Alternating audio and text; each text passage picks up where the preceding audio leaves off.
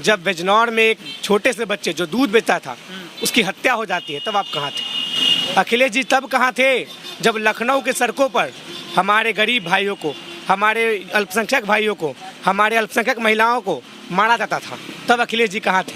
अखिलेश जी तब कहाँ थे जब उन्नाव की बेटी अपने न्याय के दर दर की ठोकरें खा रही थी? अखिलेश जी तब कहाँ थे जब हथरस की बेटी अपने न्याय के लिए दर दर की ठोकरें खा रही थी? अखिलेश जी आप दिखे नहीं, तो अब चुनाव में क्या करने आ रहे हैं? उत्तर प्रदेश की जनता ने पहले ही कह दिया, अब आपको कोई पहचान नहीं रहा। अखिलेश जी का अता पता सब साफ होने लगा उत्तर प्रदेश से। आप संविधान की कॉपी चलाए थे, कोई भूल गया है क्या? उस संविधान को आप नहीं मानते, कोई भूल गया है क्या? मनुवाद की कॉपी को मानते हैं, ये सब कोई भूल गया है क्या? देश संविधान से चलता है, मनुवाद से नहीं चलेगा। लोकतंत्र अगर होता ना तो रातों रात मुख्यमंत्री नहीं बदल जाते। पेपर कुछ और बोलता है और टीवी कुछ और दिखाता है, तो ये राज्य की घटना है कि नहीं भाई? बिल्कुल राज्य की घटना है। महाराष्ट्र में ऐसे ही हुआ था, तो कहीं ना कहीं लोकतंत्र खतरे में है। कई विधायक किसी और पार्टी से चुनकर आते हैं और पैसे के दम पे आप उन्हें खरीद लेते हैं, ईडी बीडी सीडी के दम पर उन्हें आप अपने यहाँ बुला लेते हैं। लोकतंत्र की हत्या नहीं है? निर्वाचित मुख्यमंत्री को जेल के इन पड़ाकारे उन्हें हटाने के काम करते हैं, ये लोकतंत्र की हत्या नहीं है? लोकतंत्र की हत्या नहीं है कि आप देश के बारे में बोलते हो, अपने अधिकार के बारे में बोलते हो तो आपको पाकिस्तान जाने की बात की जाती है? ये लोकतंत्र की हत्या नहीं है? ये लोकतंत्र की हत्या नहीं है जब आप किसी सरकार से अपना सवाल करते हो तो वो सरकार का बड़बोला नेता मंत्री किसानों के मुद्दों पर शांत रहते हैं? लोकतंत्र की हत्या नहीं है? हमारे साथ एक युवा है, कांग्रेस के नेता है, विशाल यादव नाम है ना जी? जी बिल्कुल, विशाल कुमार यादव तो नाम है उत्तर हमारा। प्रदेश में किसका सरकार बनने वाला है? उत्तर प्रदेश की जनता इस बार काम के नाम पे, रोजगार के नाम पे, शिक्षा के नाम पे वोट देने वाली है। वो गया मंदिर मस्जिद और ढोंगी पंडित का जमाना। अब उत्तर प्रदेश की जनता महंगाई के मुद्दे पर, रोजगार के मुद्दे पर, काम के मुद्दे पर, जुमले वादे निरस्त करने के मुद्दे पर वोट देने वाली है। इस बार उत्तर प्रदेश में कांग्रेस पार्टी प्रियंका गांधी के नेतृत्व में प्रचंड रूप में भी सरकार बनाने वाली है। कहा जा रहा है कि सपा का सरकार बनने वाला है, अखिलेश यादव मुख्यमंत्री बनने वाले हैं, बड़ा हल्ला हो रहा है, वीडियो वायरल हो रहा है, रैली में बहुत भीड़ मिल रहा है। कैसे रैली आयोजन होता है और कैसे रैली को सफल बनाया जाता है, किसी से छिपा हुआ है नहीं।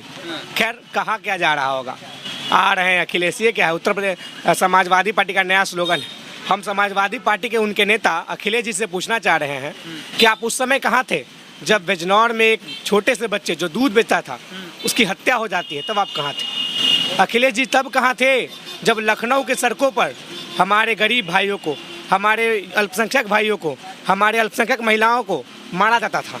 तब अखिलेश जी कहाँ थे? अखिलेश जी तब कहाँ थे जब उन्नाव की बेटी अपने न्याय के दर दर की ठोकरें खा रही थी? अखिलेश जी तब कहाँ थे जब हथरस की बेटी अपने न्याय के लिए दर दर की ठोकरें खा रही थी? अखिलेश जी आप दिखे नहीं, तो अब चुनाव में क्या करने आ रहे हैं? उत्तर प्रदेश की जनता ने पहले ही कह दिया, अब आपको कोई पहचान नहीं रहा। अखिलेश जी का अता पता सब साफ होने लगा उत्तर प्रदेश से।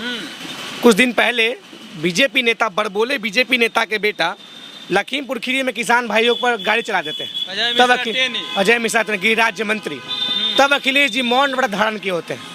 तो तब उत्तर प्रदेश की सड़कों पर एकमात्र नेता श्रीमती प्रियंका गांधी वाड्रा सड़क पर संघर्ष करती होती, रात के 1 बजे पीड़ित परिवार से मिलने जाती है। तब अखिलेश जी कहाँ होते हैं? जब आप संघर्ष के समय में साथ नहीं देते हैं, जब आप संघर्ष के दिनों में नहीं दिखते हैं, तब चुनाव में मलाई खाने क्यों आ रहे भाई? चुनाव में जनता होशियार हो चुकी है। इस बार कांग्रेस को प्रचंड रूप से बहुमत दे रही है, वोट दे रही है और कांग्रेस सरकार बन रही है। कोई तोड़ नहीं है इस आंधी का, ये दौर है प्रियंका गांधी का। इस बार किसी का अत्ता पत्ता नहीं चलने वाला है। उत्तर प्रदेश की जनता प्रियंका गांधी जी के नेतृत्व में सरकार बनाने जा रही है। माननीय प्रियंका गांधी नेतृत्व कर रही है और उत्तर प्रदेश में कांग्रेस पार्टी की सरकार बनने जा रही है। सरकार बनेगी? बिल्कुल बनेगी। कन्हैया कुमार आए हैं तो मजबूत हुआ है? बिल्कुल, कन्हैया कुमार आए तो मजबूत हुआ है। एक युवा नेता हैं, अच्छे वक्ता हैं, देश की परिस्थितियों को भली भांति समझते हैं, तो कहीं ना कहीं तो कांग्रेस मजबूत होगी। अरे आपको मैं एक उदाहरण देकर, मेरे पास 1 रुपया है और 1 रुपया और आएगा तो हम 2 रुपये वाला आदमी हो गए। हमारे पास कांग्रेस में इतने सारे वर्कर हैं और कन्हैया जी भी आ गए तो और मजबूत हुआ ना भाई। वो आए तो मजबूत हुआ। जब आए तो उपचुनाव था बिहार में और दोनों जगह पे आप लोग चौथे पार्टी बन के उभरे, कह रहे हैं कि मजबूत हुआ। कहाँ मजबूत हुआ? देखिए, कभी कभी परिस्थितियाँ विपरीत भी होती है। सोचने के मुताबिक हम लोग को कम वोट आए, हम लोग बैठकर इस पर विमर्श करेंगे, कहाँ चूक हुई, क्या हम लोग जनता के पास अपने मुद्दों को नहीं ले जा पाए, उनसे संपर्क नहीं कर पाए, इस पर हम लोग चर्चा करेंगे। निश्चित रूप से मैं कहना चाहूँगा कि इस बार चुनाव में हम लोग को नुकसान हुआ, लेकिन किस परिस्थिति में नुकसान हुआ है, हम लोग को समय नहीं मिल पाया था और बीच में हमारा गठबंधन पे भी हो रहा था बात, इस कारण से हम लोग अच्छे से काम नहीं कर पाए थे। जिस कारण से हो सकता है, लेकिन आने वाले समय में बिहार में भी कांग्रेस पार्टी बहुत ही दमखम से चुनाव लड़ेगी और उत्तर प्रदेश में हम सरकार ही बनाने जा रहे हैं। राजद के साथ में गठबंधन है कि ना? ये तो हमारे शीर्ष नेतृत्व तय करेंगे। क्या लगता है, रहना चाहिए कि नहीं रहना चाहिए, ये बताइए। हम तो कुछ नहीं ना कहेंगे भाई, हम तो एक कांग्रेस से छोटा सा प्यादा है, हमारा क्या वैल्यू है। हमारे यहाँ आला कमान नेतृत्व फैसला लेते हैं, जो उनका फैसला है हम उनको सर्वसम्मति से सम्मान करेंगे। श्रीमती सोनिया गांधी जी, राहुल गांधी जी और भी जो बड़े नेता हैं कांग्रेस के, अगर उन लोग का जो फैसला आएगा हम उनके साथ चलेंगे। यदि साथ रहने का फैसला होगा साथ रहेंगे, यदि साथ नहीं रहने का फैसला होगा साथ नहीं रहेंगे। लोकतंत्र के बारे में, लोकतंत्र तो 2014 से ही खतरे में। किस तरह दिल्ली की सड़कों पर संविधान को जलाया जाता है, ये आज देश नहीं भूला है। आज झूठ मूठ का कई कार्यालयों में भीमराव अम्बेडकर का पुण्यतिथि मनाया जा रहा है। ये भी जनता जान रही है कि पुण्यतिथि केवल दलित पिछड़ों का वोट लेने का है। किस तरह आप उनके संविधान को नहीं मानते हैं, तिरंगा को नहीं मानते हैं, या ये किसी से छिपा हुआ नहीं है।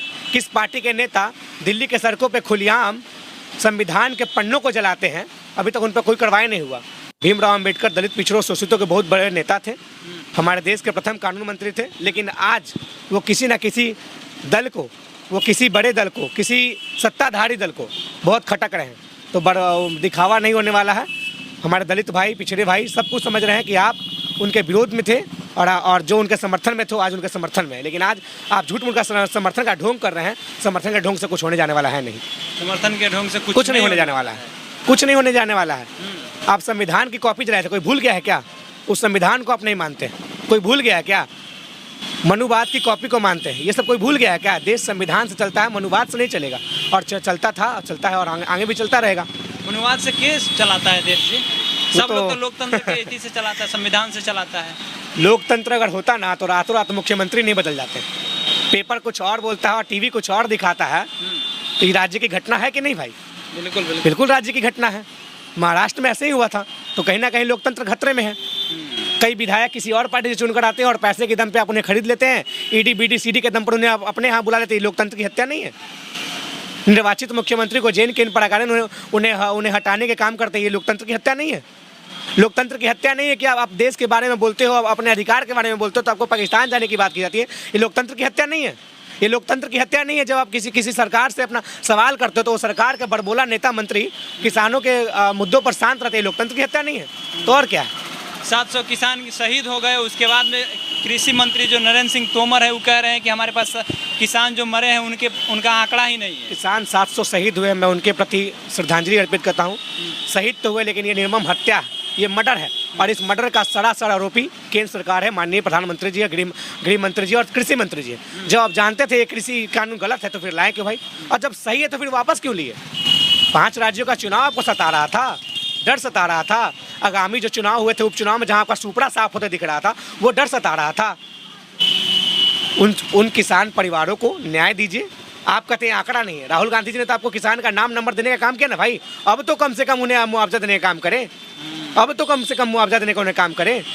खैर मुआवजा तो उनके लिए कुछ हो नहीं सकता, क्योंकि जिस बहन का राखी चली गई उसके लिए मुआवजा कुछ नहीं है। जिस पत्नी की मांग का सिंदूर चला गया उनके लिए मुआवजा कुछ नहीं, लेकिन उनके जीवन पार्जन के लिए मुआवजा देना बहुत जरूरी है। और सरकार को राहुल गांधी जी के दिशा निर्देश अनुसार जो उनका नाम नंबर उनके पास नहीं था, हम लोगों ने नाम नंबर देने का काम किया, जबकि पंजाब की सरकार ने मुआवजा देने का काम किया, उन्हें दुख में सम्मिलित होने का काम किया। और केंद्र की कुंभकर्णी सरकार नींद से सोई हुई है। इस बार की जनता, किसान, हमारे भाई उत्तर प्रदेश में ठिकाना लगाने का काम करेंगे। उत्तर प्रदेश में सरकार बनाइएगा ना? बिल्कुल सरकार बन रही है, प्रचंड बहुमत से सरकार बन रही है। विशाल कुमार यादव है, कांग्रेस के नेता है। कहना इनका ये है कि कांग्रेस की सरकार बनने वाली है उत्तर प्रदेश में। वीडियो कैसा लगा कमेंट सेक्शन में बताइएगा। फेसबुक पे देख रहे हैं तो फॉलो कर लीजिए, यूट्यूब पे देख रहे हैं सब्सक्राइब कर लीजिए। कैमरा पर्सन अमान के साथ मैं केशव, धन्यवाद।